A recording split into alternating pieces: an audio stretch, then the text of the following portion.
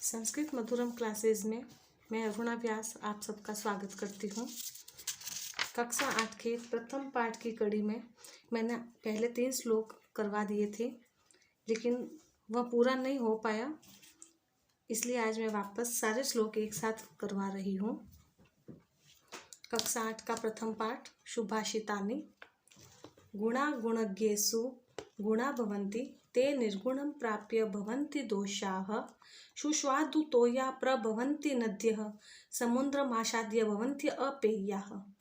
यहाँ समुद्रम प्लस आसाद्य ये 2 शब्दों से मिलकर बना है, तो अगर हम इसका विच्छेद कर कर पढ़ेंगे तो हमें बोलने में थोड़ी आसानी रहेगी। समुद्रम आसाद्य भवन्ति पेया भवन्ति अपेयाः।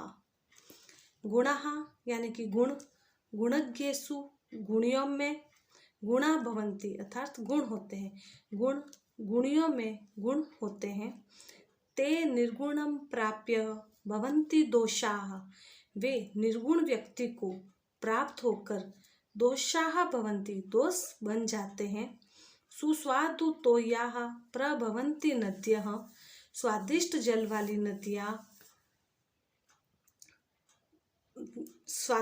वाली नदियाँ बहती हैं या उत्पन्न होती है कि नदियों में जब जल होता है तो वह स्वादिष्ट और मीठा होता है।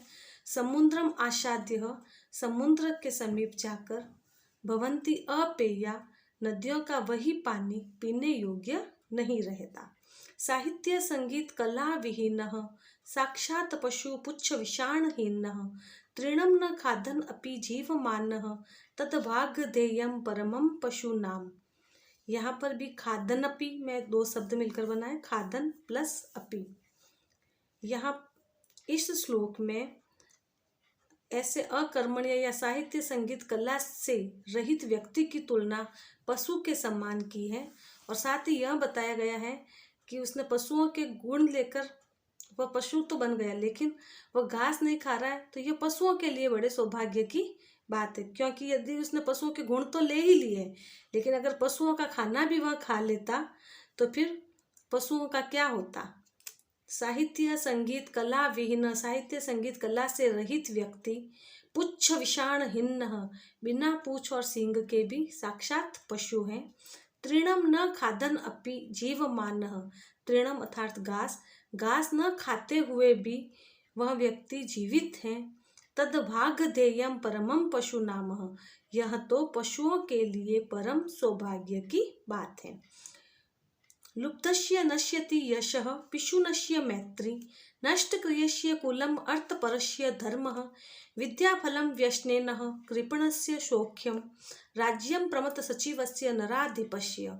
इस श्लोक में जो व्यक्ति में दुर्गुण होते हैं या उन दुर्गुणों से हमें क्या हानि हो सकती है, इसके बारे में बताया गया है कि यदि हमारे पास लालच होगा तो हमें प्रसिद्धि समाप्त हो जाएगी। यदि हम चुगली करेंगे तो हमारी मित्रता चली जाएगी। यदि हम कोई कार्य ही नहीं करेंगे या अकर्मण्य रहेंगे तो हमारे कुल का नाश हो जाएगा। हम धन के लोभी रहेंगे तो हमारा धन नष्ट हो जाएगा। हम बुरी लत में लग जाएंगे तो हमारी विद्या का फल नष्ट हो जाएगा।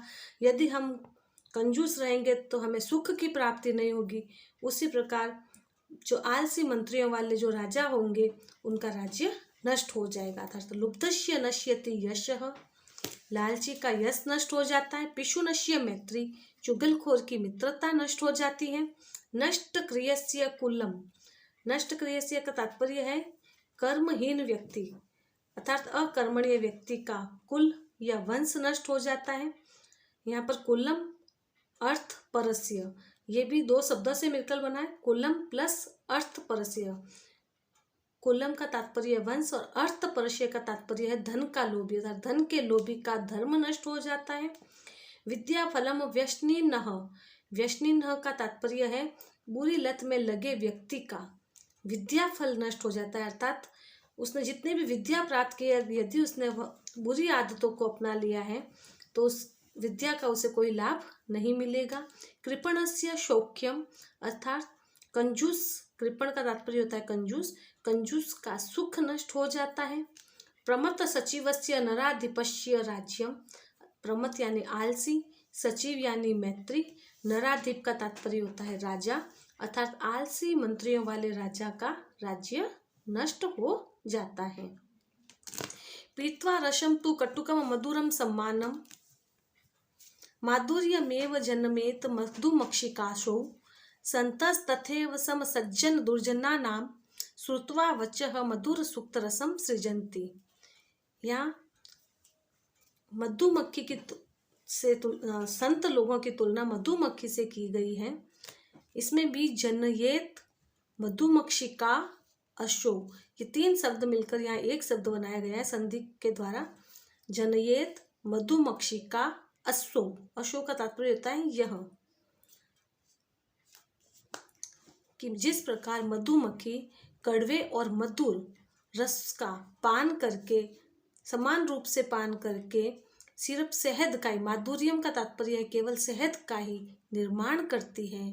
संतस तथ एव, अर्थात संत लोग भी उसी प्रकार ही सम सज्जन दुर्जना नाम वचः, के सज्जनों की और दुर्जनों के वचनों को समान रूप से श्रुत्वा, सुनकर, मधुर सूक्त रसम सृजंती, केवल मधुर सूक्तियों की ही रचना करते हैं। अर्थात मधुमक्षिका कड़वे और मीठे रस का समान रूप से पान करके, पीत्वा रसम तो अर्थात पान करके, केवल माधुर्य में अर्थात शहद का ही निर्माण करती है। संतस तथैव, उसी प्रकार संत भी सज्जन दुर्जना नाम समह वचः श्रुत्वा, अर्थात सज्जन और दुर्जन लोगों के कड़वे और मीठे वचनों को समान रूप से सुनकर मधुर सूक्त रसम सृजंती, मधुर सूक्तियों का ही सृजन करते हैं अर्थात रचना करते हैं। विहाय पौरुषम यो हि देवम मेव अवलंबते प्रासाद सिंहवत तस्य मूर्धनि तिष्ठन्ति वायसाः। यहाँ देवम मेवावलंबते में 3 शब्दों का मेल है, देवम प्लस एव प्लस अवलंबते, देवम एव अवलंबते।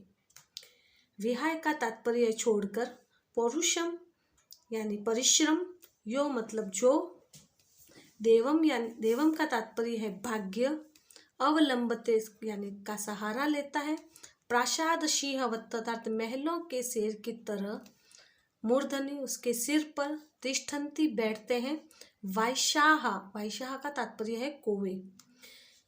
जो व्यक्ति पौरुषम विहाय अर्थात परिश्रम को छोड़कर देवमेव अवलंबते केवल भाग्य का ही सहारा लेता है, उस पुरुष की स्थिति प्रासाद सिंहवत अर्थात महलों के शेर की तरह हो जाती है। तस्य मूर्धनि तिष्ठन्ति वायशाः, जिसके सिर पर कोवे बैठते हैं। पुष्प पत्र फलच छाया मूल वल्कल दारुभी धन्याः महीरुहा येषा विमुख यान्ति नार्थिनः। या नार्थिन के भी हम 2 भाग कर सकते हैं, न प्लस अर्थिन। अर्थिन का तात्पर्य है याचक, यान्ति का तात्पर्य है लौटता है।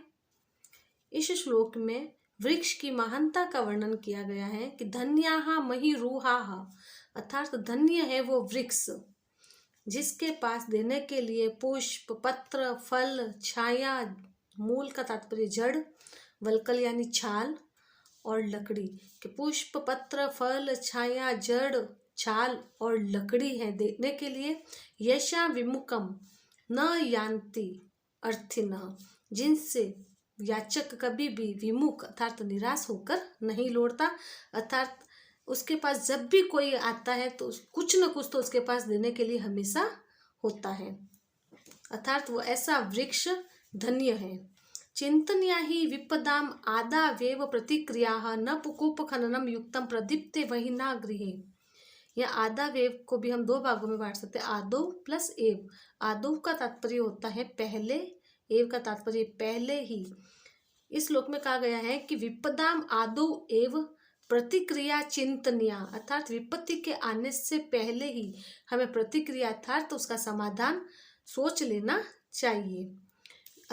कहने का तात्पर्य विपत्ति के आने के बाद समाधान ढूंढना उसी प्रकार उचित नहीं है जिस प्रकार न कूप खननम युक्तम प्रदीप्ते वहिना ग्रहे, जिस प्रकार घर में आग लगने के बाद कुएं को खोदना। या इन सभी श्लोकों के हिंदी अनुवाद को बताया गया है। एक बार आप देख सकते हैं, गुण तब तक गुण बनकर रहते हैं जब तक वे किसी गुणी व्यक्ति के पास होते हैं, लेकिन वे ही गुण निर्गुण व्यक्ति के पास जाकर दोष में बदल जाते हैं। जिस प्रकार नदी का पानी जब तक नदी में रहता है तभी तक वह मीठा रहता है, समुद्र में जाकर वही पानी खारा हो जाता है, अर्थात पीने योग्य नहीं रहता है। साहित्य, संगीत, कला से भी इन व्यक्ति बिना पूंछ व सींग के भी साक्षात पशु है। वह व्यक्ति घास न खाकर भी जीवित है, यह पशुओं के लिए सौभाग्य की बात है।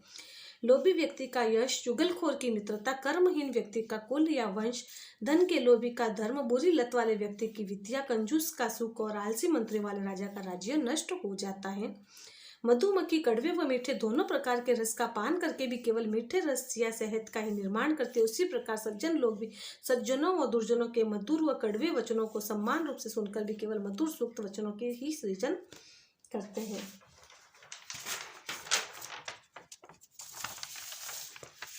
जो पुरुष या व्यक्ति अपने पौरुष या परिश्रम को छोड़कर केवल भाग्य का सहारा लेता है, उस व्यक्ति की स्थिति महलों में बने उस शेर के समान है, शेर की मूर्ति की तरह हो जाती है जिसके सिर पर कौवे बैठते हैं।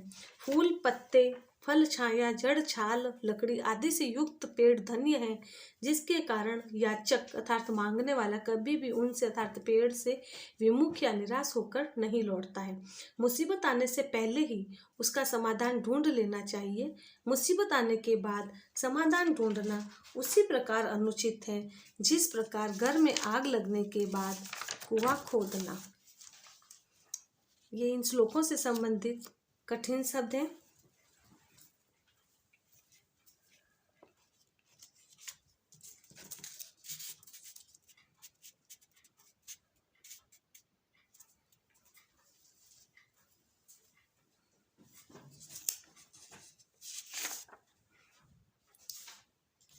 अभ्यास कार्य,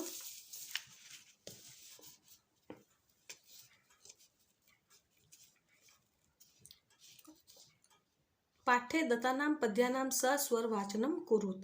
पाठ में दिए हुए पद्यों का अर्थात श्लोकों का सस्वर वाचनम कुरुत अर्थात सही उच्चारण करना है। और हो सके, क्योंकि हमारे हर परीक्षा में 1 या 2 श्लोक लिखने के लिए आ ही जाते हैं संस्कृत में, या उनके अनुवाद आ जाते हैं, तो अगर हम इन श्लोकों का कम से कम हर श्लोक का 5 बार वाचन करें तो हमें ये याद या कंठस्थ अवश्य हो ही जाएंगे।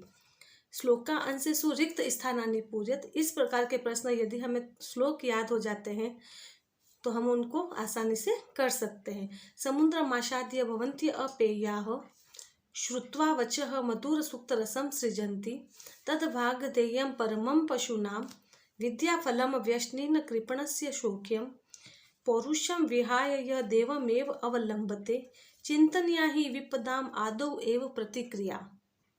प्रश्नानाम् उत्तराणि एक पदेन लिखत। व्यश्निनः किम नश्यति, व्यश्निन यानी बुरी आदतों वालों का क्या नष्ट हो जाता है। विद्याफल, कस्य यशः नश्यति, किसका यश नष्ट हो जाता है। लुब्धस्य अर्थात लालची व्यक्ति का। मधुमक्षिका किम जनयति, मधुमक्षिका क्या उत्पन्न करती है अर्थात क्या निर्माण करती है। माधुर्यम अर्थात शहद। मधुर सूक्त रसम के सृजन्ति, मधुर सूक्त अर्थात मधुर सूक्तियों की रचना कौन करते हैं। संतः सज्जन लोग। अर्तिनः केभ्यः विमुखा न यान्ति, जो याचक होता है वो किस से कभी विमुख नहीं होता अर्थात निराश नहीं होता, निराश होकर नहीं लौटता। वृक्षेभ्यः वृक्षों के पास से। प्रश्न 4, अधोलिखित तद्भव शब्दानां कृते पाठात् चित्वा संस्कृत पदानि लिखत। यहाँ दिए गए ये तद्भव शब्द हैं, उनका संस्कृत शब्द इन्हीं पाठ से चुनकर हमें लिखना है जो हमने श्लोकों में देखे ही हैं। कंजूस जिसको संस्कृत में बोलते हैं कृपणः, कड़वा, कटुकम, पूछ, पुच्छ, लोभी, लुब्धः, मधुमक्खी, मधुमक्षिका, तिनका, तृणम। अधोलिखित वाक्येषु कर्तृपदम क्रियापदम च चित्वा लिखत। नीचे लिखे वाक्यों में कर्ता और क्रियापद को चुनकर लिखना है। कर्ता जिसे हम कहते हैं, जो कार्य करता है वह कर्ता कहलाता है, और जो कार्य होता है उससे हम क्रियापद कहते हैं। जैसे पढ़ना, सोना, बैठना, सृजन करना, ये सभी क्रियापद हैं। इन्हें हमें इन वाक्यों से चुनकर यहाँ लिखना है। संतः मधुर सूक्त रसम सृजन्ति, सज्जन लोग मधुर सूक्तियों का सृजन करते हैं। तो सृजन करते हैं यह क्रिया हो गई। और कौन सृजन करता है? संत, अर्थात संत हो गया कर्ता और सृजन्ति हो गई क्रिया। निर्गुणम प्राप्य भवन्ति दोषाः, निर्गुण को प्राप्त होकर दोष हो जाते हैं। तो जो हो जाते हैं तो ये हो गई क्रिया, तो भवन्ति। और क्या हो जाते हैं कि दोष, तो ये दोष हो गया कर्ता। गुणज्ञेषु गुणा भवन्ति, गुणियों में गुण होते हैं, तो होते हैं ये हो गई क्रिया अर्थात भवन्ति। और क्या होते हैं कि गुणा, तो ये हो गया कर्ता। मधुमक्षिका माधुर्यमेव जनयेत, अर्थात मधुमक्खियां शहद का निर्माण करती हैं, तो जनयेत निर्माण करना, ये हो गई क्रिया। और कौन निर्माण करती है? मधुमक्षिका, तो ये हो गई कर्ता। पिशुनश्य मैत्री नश्यति, चुगलखोर की मित्रता नष्ट हो जाती है, तो नष्ट होना, नश्यति, ये हो गई क्रिया। और क्या नष्ट हो जाती है? मैत्री, अर्थात मैत्री हो गया कर्ता। नदियां समुद्रम आशाति अपेया भवन्ति, नदियां समुद्र से मिलकर अपेय हो जाती हैं, तो हो जाती है अर्थात भवन्ति हो गई क्रिया। और कौन हो जाती है अपेय? नद्यः, अर्थात नदियां बन गया कर्ता।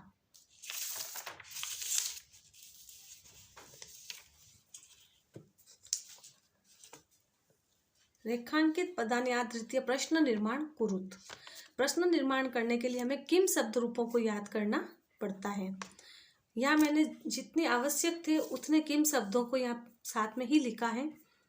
जैसे किम शब्द पुल्लिंग में होता है कह, कौ, के। स्त्रीलिंग में होता है का, के, काह। पुल्लिंग की षष्ठी विभक्ति में होता है कश्य, कयो, केशाम। और सप्तमी विभक्ति में होता है कस्मिन, कयो, केशु। तो गुणाः गुणज्ञेषु गुणा भवन्ति, गुणाः शब्द के नीचे जब हमें ये रेखांकित किया गया है तो प्रथमा विभक्ति के बहुवचन को, एक गुण, दो गुण और बहुत सारे गुण, तो प्रथमा विभक्ति का बहुवचन के है, तो हम गुणा शब्द के नीचे के लिखेंगे। बाकी का पूरा वाक्य हमें यू का यू वापस लिखना है। तो के गुणज्ञेषु गुणा भवन्ति, और हमें प्रश्नवाचक चिन्ह लगाना है। नद्य सुस्वादु तोयाः भवन्ति, तो यहाँ पर नदिया, तो ये भी प्रथमा विभक्ति में ही आएगा, लेकिन स्त्रीलिंग का बहुवचन। तो स्त्रीलिंग में किम शब्द रूप है का, के, काह, तो बहुवचन में आया काह, तो हम नद्य की जगह लिखेंगे काह। बाकी के बचे हुए शब्द यू का यू लिख देंगे। सुस्वादु तोयाः भवन्ति और प्रश्नवाचक चिन्ह। लुब्धस्य यशः नश्यति, लालची का यश नष्ट होता है, तो लुब्धस्य यहाँ पर षष्ठी विभक्ति का प्रयोग हुआ है, तो हमें किम शब्द रूप की षष्ठी विभक्ति का एक वचन किसका, तो कस्य, कयो, केशा। तो षष्ठी विभक्ति में हमारे आता है एक वचन में कस्य, तो लुब्धस्य की जगह हम लिखेंगे कस्य। और आसानी से समझना है तो हम ये भी देख सकते हैं कि इसमें शब्द क्या है, लुब्ध, तो लुब्ध को हटा दीजिए, सिर्फ क लिख दीजिए, बाकी का जो है स्य हमें हमेशा लगाना ही है। तो लुब्धस्य, तो कस्य। यशः नश्यति, वही प्रश्नवाचक चिन्ह। मधुमक्षिका माधुर्यमेव जनयति, मधुमक्षिका स्त्रीलिंग का शब्द है, तो हमें किम शब्द रूप में स्त्रीलिंग का लेना है, क्योंकि यहाँ पर मधुमक्षिका एक ही है, तो एक वचन का, तो का लिखेंगे मधुमक्षिका की जगह। बाकी के दोनों पद वैसे ही लिख देंगे और प्रश्नवाचक चिन्ह बना देंगे। तस्य मूर्धनि तिष्ठन्ति वायसा, उसके सिर पर बैठते हैं कोए, तो सिर पर हमारे कारक के हिसाब से पर हमें मिलता है सप्तमी विभक्ति में, अधिकरण मैं पे पर के हिसाब से, तो हमें किम शब्द रूप की सप्तमी विभक्ति का प्रयोग करना पड़ेगा। यहाँ पर मूर्धनि एक वचन है, तो हमें सप्तमी विभक्ति का भी एक वचन ही लगाना है। तो कस्मिन, कयो, केशु, तो कस्मिन शब्द सप्तमी का एक वचन, तो मूर्धनि के स्थान पर हम लगाएंगे कस्मिन। बाकी के पद हम यू के यू वापस लिख देंगे, तो तस्य, कस्मिन तिष्ठन्ति, वायसा और प्रश्नवाचक चिन्ह। उदाहरणानुसारम पदानि पृथक कुरुत, यहाँ पर कुछ संधि युक्त शब्द दिए हैं और उनका हमें संधि विच्छेद करना है। यहाँ अनुस्वार संधि का प्रयोग हुआ है कि म जब अनुस्वार हो, किसी पहले प्रथम पद में अंतिम म अनुस्वार हो, हलंत हो, तो उसके आगे यदि व्यंजन आता है तो वह म अनुस्वार में बदल जाता है। और वही म प्रथम पद के अंतिम हलंत हलंत म के आगे यदि स्वर आता है तो हम उस स्वर को उस म में मिला देते हैं, अर्थात उस वक्त वो अनुस्वार नहीं बदला। जैसे अल्पम प्लस एव, तो अल्पम में म हलंत था, उसमें यहाँ पर स्वर आया ए, तो ये ए की मात्रा इसमें लग गई, तो अल्पम मेव। ये सारे ही उदाहरण अनुस्वार संधि के ही हैं। समुद्रम माशाद्य, तो समुद्रम ये म हलंत और आगे स्वर था, तो स्वर का जो आ था वो इसमें मिल गया, तो ये शब्द बना समुद्रम आशाद्य। माधुर्यमेव, माधुर्यम प्लस एव, अल्पमेव, अल्पम प्लस एव, सर्वमेव, सर्वम प्लस एव, देवमेव, देव प्लस एव, महात्मनाम उक्ति, महात्मनाम प्लस उक्ति। यहाँ पर उ की मात्रा थी तो हमने म को हलंत कर उ अलग कर दिया, तो उक्ति। विपदाम मादा वेव, तो विपदाम म में आ की मात्रा थी तो आ को अलग कर दिया, तो आदो प्लस एवह। धन्यवाद।